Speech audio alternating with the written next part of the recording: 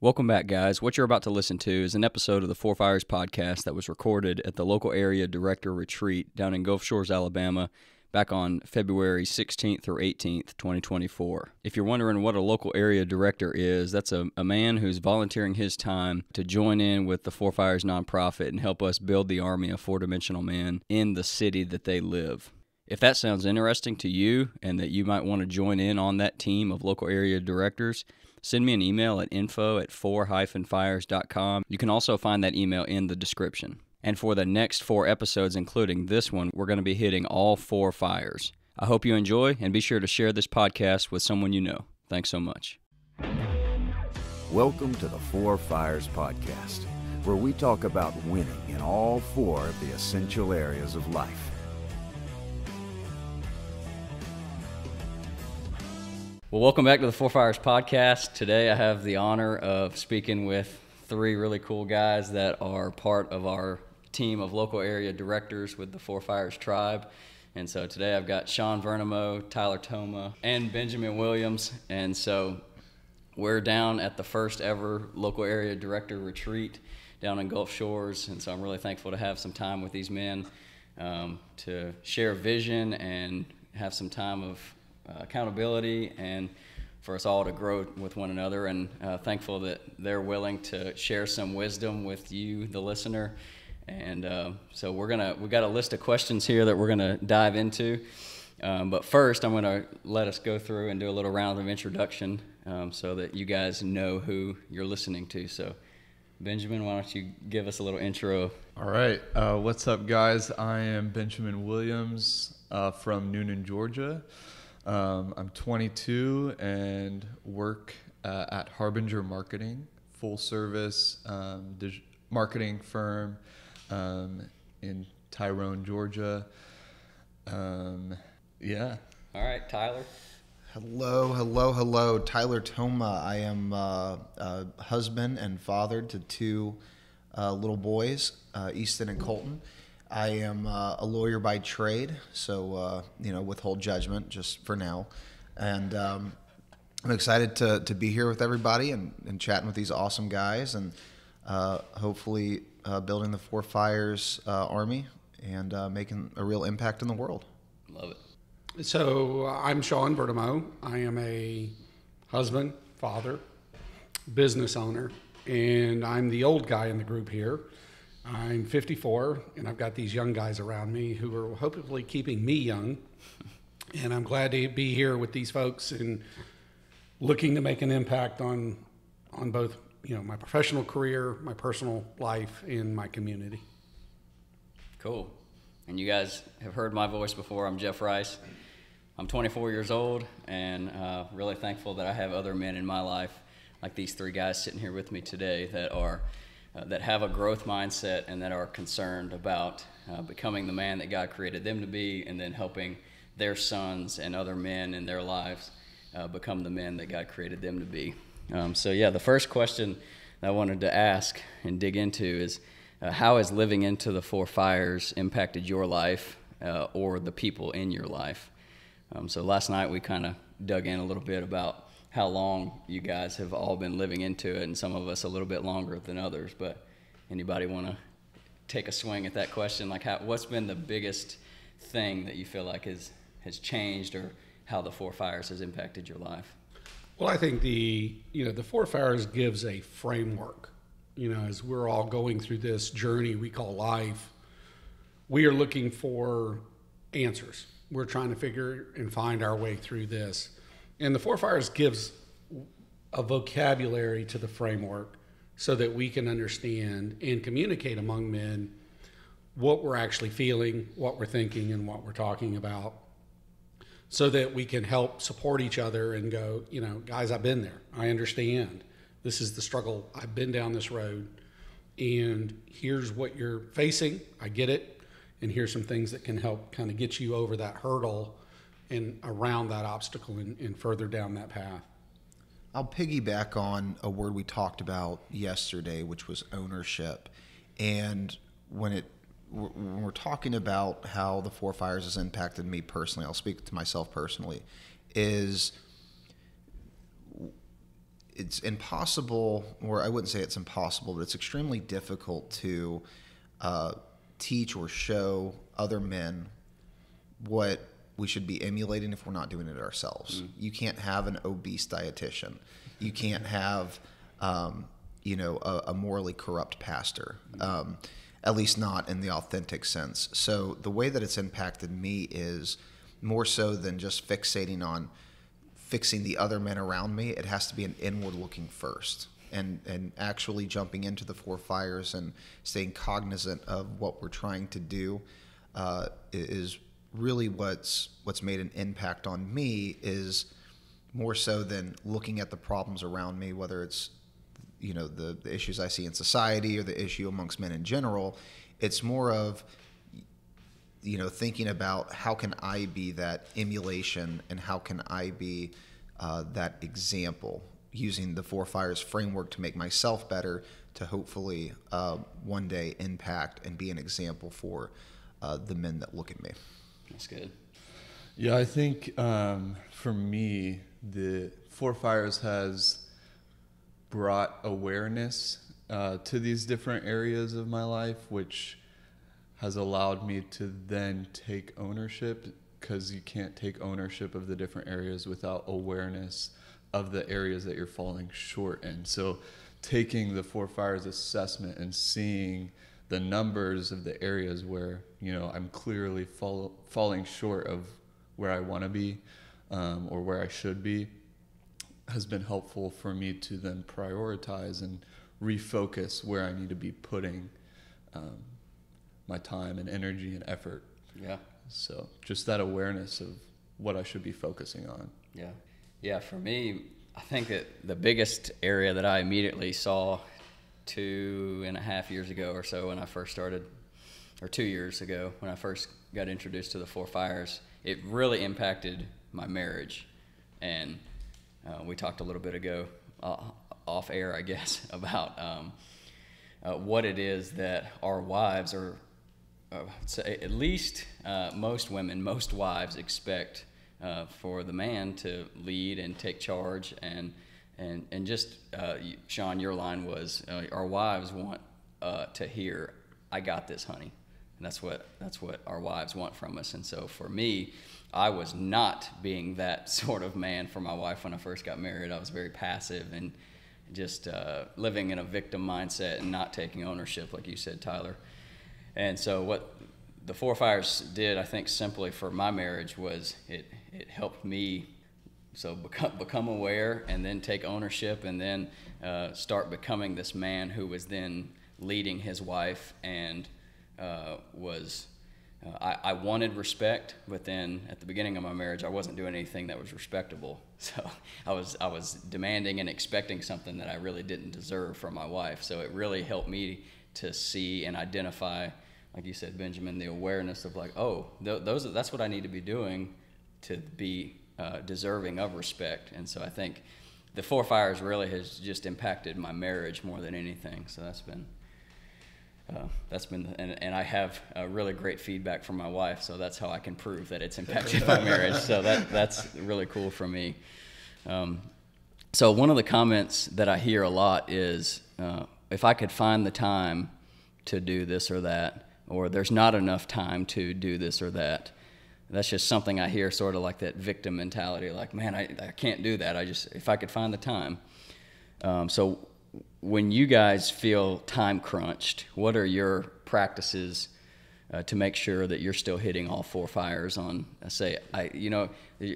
we can't hit all Four Fires every single day. Like, you're not going to crush it every single day, but I like to think about, I need to be hitting at least all Four Fires on at least a weekly basis. So when you guys are time crunched, what are you, Tyler, last night you shared a little bit about you're working out, and like you found a gym that has childcare. So I'll let you guys share, like, what are the things that you do to live intentionally to make sure you're hitting all four areas? So I'll jump in on this one. So I have 2 kids under the age of 2, and husband, got the duties at home, broken water faucets, running a law firm, so all these things, right? So number one, it's easier said than done, but Obviously, setting the schedule, if you can get on some type of regimen, it's easier. The psychology is behind that. If you can start doing something in a regimented fashion over 7 days, turns into a month, turns into a habit. The habit's where you obviously want to be at. I will also say this, and I tell folks this all the time, especially men, it's okay to be uncomfortable. It just is. You're genetically designed, you are predisposed to be able to handle it. Whether it's a lack of sleep, whether it's a lack of patience, whether it's a lack of whatever it is. If you've got to go to the gym at 5 a.m. so that you can get the rest of your day done, okay, fine. Getting up early, it can suck, do it. Or if you are too busy during the day and you've got to take the time at night, go into the office, or flip off the TV, give up Netflix for a little while to take care of other things that you need to do, whether it's reading your Bible, whether it's getting to the gym, whether it's talking with your wife or spending the time. Do it. You're okay. I promise. Getting into that victimized, I don't have enough time, that's the killer. Because it's and I've heard it described as a dragon eating its own tail. It's, I have too much to do, therefore I can't do everything, and I don't do everything, therefore I'm a victim. When in reality, it's just a circle, when in reality, if you would just take the uncomfortable for a little while, do what you're supposed to do, sleep a little less, watch a little less TV, get off the Xbox, go be the man that you're supposed to be, and be uncomfortable doing it, you're going to be fine. Yeah. And you're going to be a better person for it. To piggyback a little bit on that, and I think you're absolutely right, forming those habits, and putting down the Netflix, and getting up early and taking ownership of your schedule. Because we all have the same 24 hours in a day. You can't make time. But what you can control is how you schedule your time. And being uncomfortable, at least initially, because anything new is hard. And so as you take ownership of your schedule and you start to block time out to do things, yes, there's the inevitable stuff will happen and things will pop up. As a business owner, there's always a fire that you've got to go put out. But okay, so I missed something today. I know I'll be back on schedule tomorrow. And so what you see is consistency over the long run. This is not a sprint. It's a marathon. This is getting up and training every day. You've got to do the work. And yeah, you're right. It's absolutely uncomfortable, particularly when it's new. And all of a sudden you've gone from being a very passive, I'm just letting life float by, to, okay, I'm taking control of me, and I'm taking control of my schedule, and I'm going to form good habits. And I think that's the hard part. And a lot of folks with the victim mentality particularly is, oh, it's just too hard. You don't got to like it. You just got to do it. That's good. Alan told me recently he had a conversation with one of his coaching clients, and just the phrase that they landed on was, if you work on your professional fire, which is the area that most men naturally gravitate to dumping most of their logs on, because men are supposed to go provide for their family, and it's fun to go win the game. We talked about the game, if you're an athlete or you're whatever it is that you did in your younger years, the game of life and business and making money is ultimately most of the time the game that men fall into. And it's a great place to express your competitiveness, and it's a great thing. But the comment that Alan told me was, if you work on your professional fire, you can make a living. But if you work on all four fires, you can make a life. And thinking about the wholeness and the health and the function as opposed to dysfunction that you'll experience in your life when you're working on making a life and not just making a living with your professional fire. It's just a different sort of motivation for me when thinking about, oh man, four fires is hard, man. I'm tired. I don't want to get up and go work out. So it's just my motivation is not, oh, I know I have these four areas I need to put time and energy into them. It's no, I want to make my life something that's really enjoyable and fulfilling for me. I don't want any dysfunction. So that's just my I don't know, just a little bit different perspective shift on what I do when I feel like I'm time crunched. It's not, I don't look at, oh, this is hard. I look at, yeah, this is hard, and I'm about to make something awesome out of my life because I'm going to do these hard things. Next question is, what do you guys feel like are the key ingredients for having an amazing marriage? So we have, I'm married with no kids, married for 2.5 years. Tyler, you've been married for a few years. Almost 5, yeah. Almost 5 with 2 young kids. And Sean, you've been married for longer than 5 years. Just a tad. Yeah. Coming up on 30 years. Right. And you have adult children. I have a single adult son, 25. So there's 3 of us that are married, but we're all in different stages. So I'm just curious to hear from different stages of life. And Benjamin, you're not married, but maybe you have some great marriage advice that you've heard or read. But anyway, I want to get what are the key ingredients to having an amazing marriage? So the one thing that I had always heard growing up from who I perceived as smart people, they are smart people, was the key to a great marriage is lowering expectations. And I always thought there was some validity to that. The older I get, though, I'm not 100% sure. I would say the key to a good marriage, you heard the over-commercialization of I am second. It's used, mm-hmm. You see them on the T-shirts and things like that. Yeah. That's a mindset that I take quite a bit, which is it's not a dehumanization of myself or a demasculization of myself, but simply a mindset of, look, you're a man, you can handle it. You're just not, you're important. Mm-hmm. You are not the purpose, or you are not the importance. That's helped me, at least, in a lot of facets. It covers up a lot of my other inadequacies, I guess we'll say. But taking a mindset of a servant role in the marriage, I've got this, I'll take care of it. I don't need, we all need, but waking up thinking about what do I need or what do I not have in terms of the marriage is probably not a great mindset to have. Right. Mm-hmm. And maybe there was more context to the lower your expectations. I think it's more of voice. If you have expectations, voice them, because unmet expectations are unvoiced unmet expectations. And that was the context was, if you don't wake up every day expecting, you can't be disappointed. So in theory, it works nicely, but also it doesn't require you to meet any type of standard. It doesn't have your spouse meet any type of standard, and therefore you're still you don't have any growth. Mm-hmm. You don't have any expansion. Right. And if you're operating in life to just not be disappointed, well, where's the inverse of that? Where's the greatness that you're actually achieving? Well, and to add to that, talking about the greatness, every great thing takes effort. And so many times as men, we're pursuing a lady, we're trying to get the number for the first date, and we succeed and get the first date. Now we're trying to get the second date, and eventually we're fairly successful at getting multiple dates.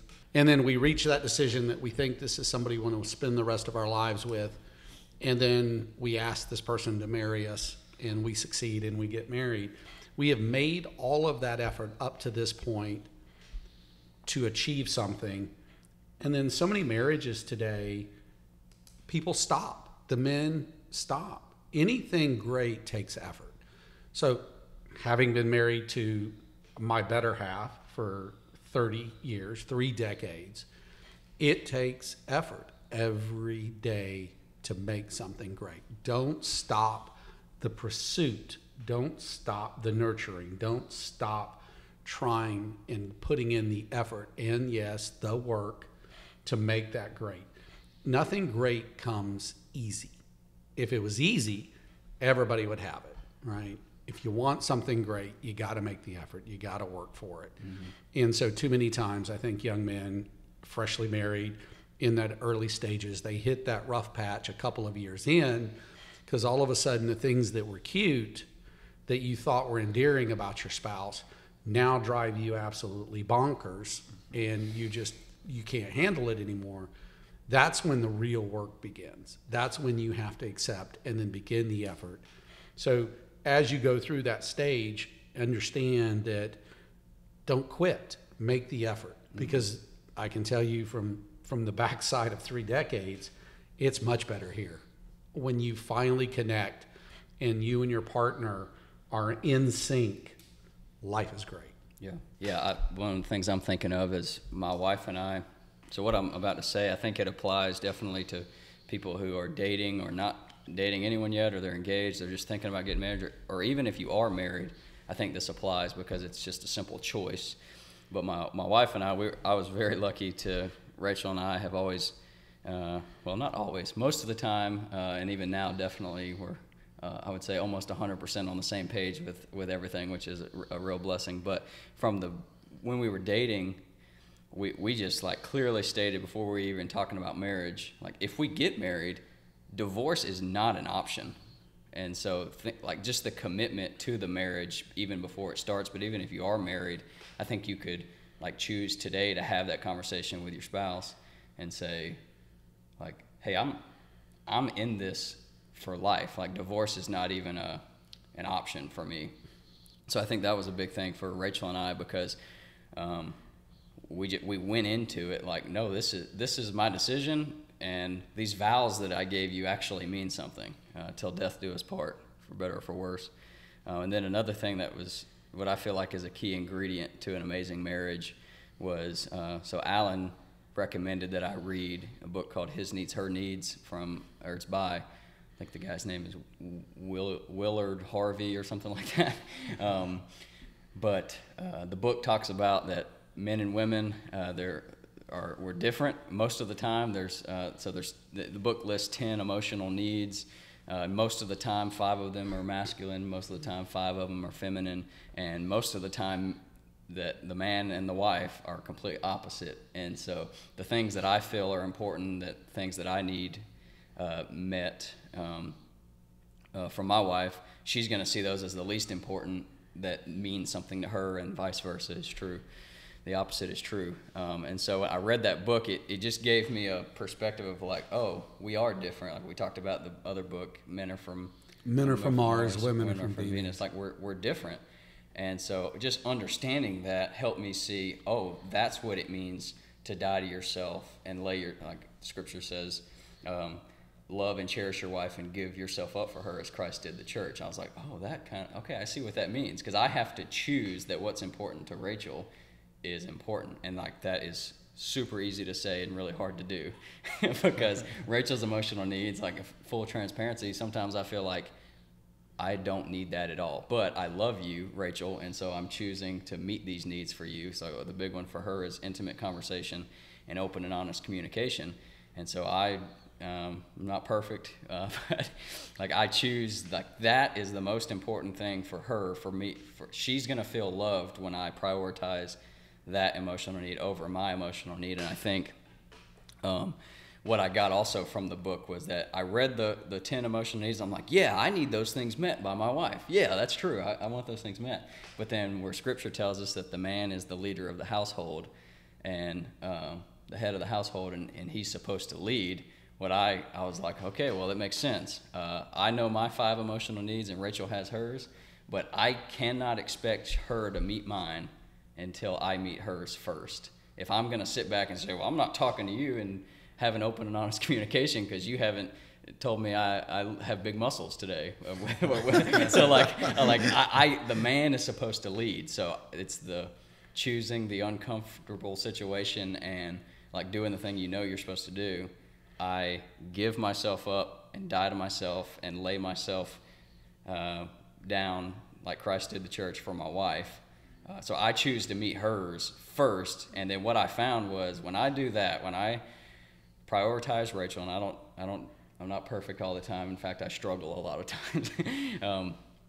But when I'm seeking to meet her emotional needs first, she meets my emotional needs better than I could have asked her to. Like she willingly will meet all those needs because then she feels loved. And so I just see it as that's what it means to lead as the man.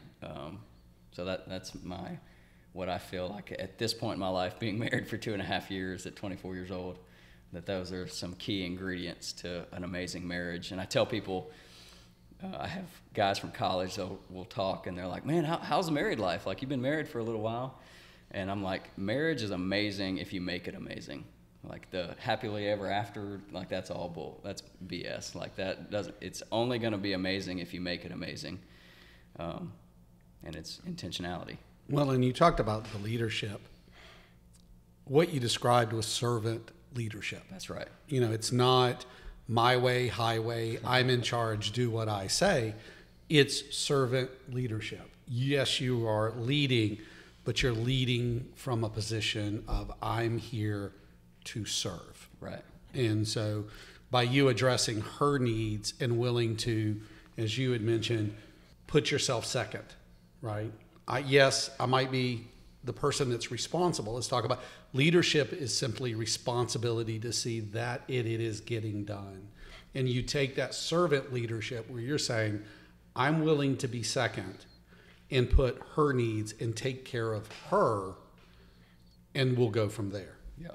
Well, one thing I want to add, it was an interesting conversation I had with an attorney a few months ago who's done thousands of divorces. It's his area of practice. The attorney who's handled thousands of divorces, it's pretty easy. There's stats on it. What are the causes of divorce? That's not really the important question that I had for him. My question was, what is the most rampant attribute that you see amongst divorced couples? His number one answer was immaturity.